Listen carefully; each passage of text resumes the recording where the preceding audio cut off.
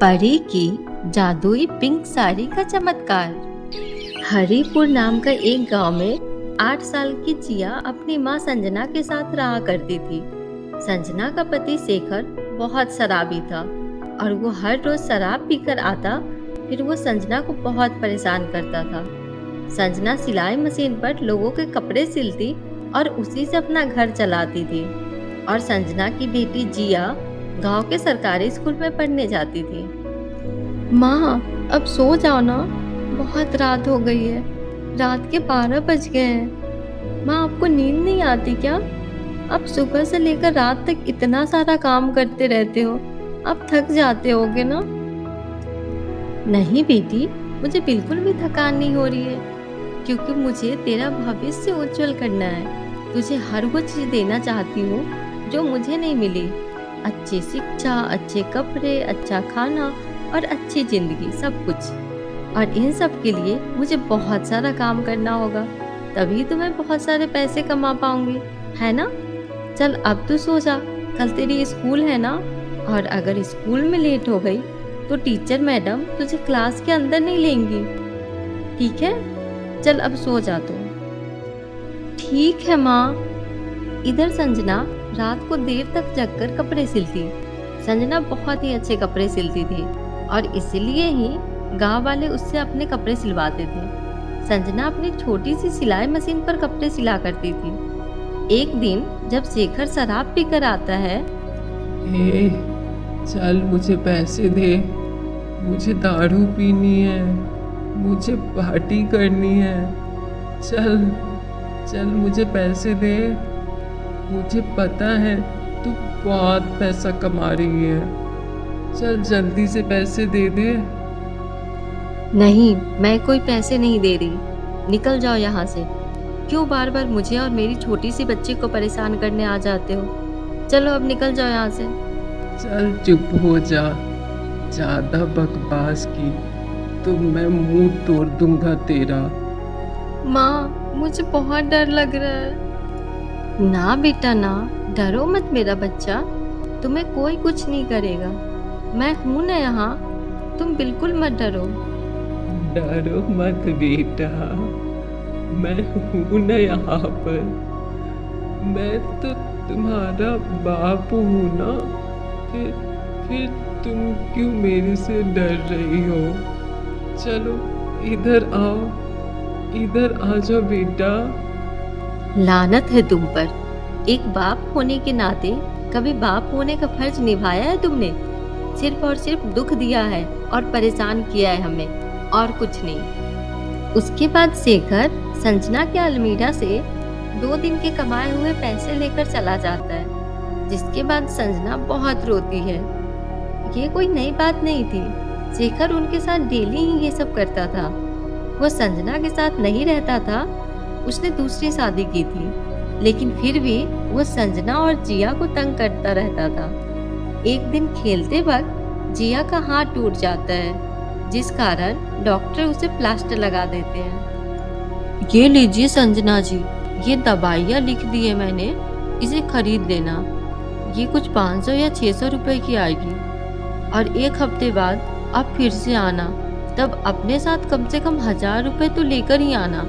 मैं जिया का एक और बार एक्सरे करूंगा और सेकेंड एक्सरे के ज़्यादा पैसे लगेंगे। इतने सारे पैसे? ठीक है डॉक्टर साहब, मैं लेकर आऊंगी सारे पैसे। बस आप जल्द से जल्द मेरी जिया का हाथ ठीक कर दीजिए, इसके अगले महीने से परीक्षा है। उसके बाद संजना और जिया अस्पताल से घर आ जाते हैं, लेकिन संजना बहुत चिंतित थी, क्योंकि उसे 1 हफ्ते में इतने सारे पैसे जो जोड़ने थे। फिर रात को सोते वक्त संजना जिया के लिए हल्दी वाला दूध बनाने जाती है। तभी वो देखती है कि पतीले में तो दूध ही नहीं है। उसके बाद वो अपने पड़ोसन के पास जाकर दूध मांगती है। तभी, अरे ओ संजना की बच्ची, तुम्हें कोई शर्म वरम है कि नहीं? जब देखो तब मुंह उठाकर आ जाती हो कुछ भी मांगने, भिखारन की तरह। अरे इतना ही है तो कटोरा लेकर रास्ते पे खड़ी हो जाओ ना भीख मांगने। हाँ नहीं तो चलो अब निकलो यहाँ से। उसके बाद वो पड़ोसन संजना को धक्का देकर नीचे गिरा देती है और संजना रोते हुए घर आ जाती है। संजना अपनी बेटी को दूध नहीं दे पाती। उसके बाद संजना अगले दिन से और भी ज्यादा मेहनत करने लगती है। आज मुझे देर तक काम करना होगा, कैसे भी करके मुझे पैसे जोड़ने हैं। अगले हफ्ते जिया को डॉक्टर के पास जो लेकर जाना है मुझे। इधर संजना एक हफ्ते के अंदर अच्छे खासे पैसे जोड़ लेती है। जब संजना अपने सारे पैसे गिन के रख रही होती है, तभी शराबी शेखर वहां आ जाता है और संजना से सारे पैसे छीन लेता है। उसके बाद वो संजना की सिलाई मशीन भी तोड़ देता है। अरे ये क्या किया तुमने? मैंने वही किया जो मुझे सही लगा। अब रोती रहो तुम। मुझे पैसे देने के लिए तुम्हारी जान निकल जाती थी ना। फिर संजना और जिया दोनों फूट फूट कर रोने लगती है। फिर अगले दिन स्कूल से घर आते वक्त जिया को एक पेड़ पर सुंदर सी एक पिंक कलर की साड़ी टंगी दिखती है। अरे वाह, ये साड़ी तो बहुत ही सुंदर है। क्यों ना मैं इसे अपनी माँ के लिए ले जाऊं? वो इसे देखकर बहुत खुश हो जाएंगी और वैसे भी उन्हें पिंक कलर बहुत पसंद है। फिर जिया उस पिंक कलर की साड़ी को अपने साथ ले जाती है और संजना को पहना देती है। तभी उसे पहनते ही उसका छोटा सा घर बड़े बंगले में बदल जाता है। ये देखकर संजना और जिया हैरान हो जाते हैं।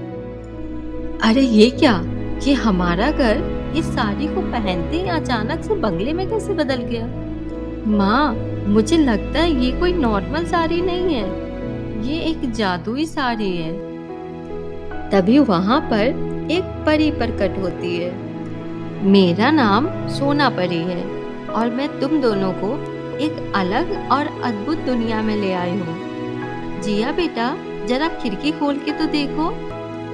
जिया जब खिड़की खोलती है तभी वो देखती है कि उसका घर एक जादुई दुनिया में है, जहाँ पर हर तरफ जादुई चीज ही मौजूद है। वाह, ये तो चमत्कार हो गया। ये सारा चमत्कार इस साड़ी का है।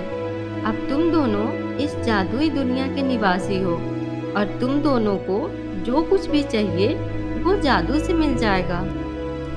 और तभी जिया देखती है कि उसका हाथ भी ठीक हो चुका है। आपका बहुत बहुत धन्यवाद सोना परी। अगर आज आप हमारा मदद नहीं करती तो ना जाने क्या होता हमारा।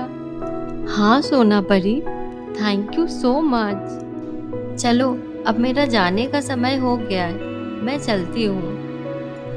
उसके बाद परी उन दोनों को बाय कहती है और वहां से गायब हो जाती है। संजना और जिया दोनों गरीब माँ बेटी अब अमीरों की जैसे उस जादुई दुनिया में एक खुशहाल जीवन व्यतीत करने लगती है। हेलो दोस्तों, तो कैसे लगी आप सभी को हमारी ये कहानी?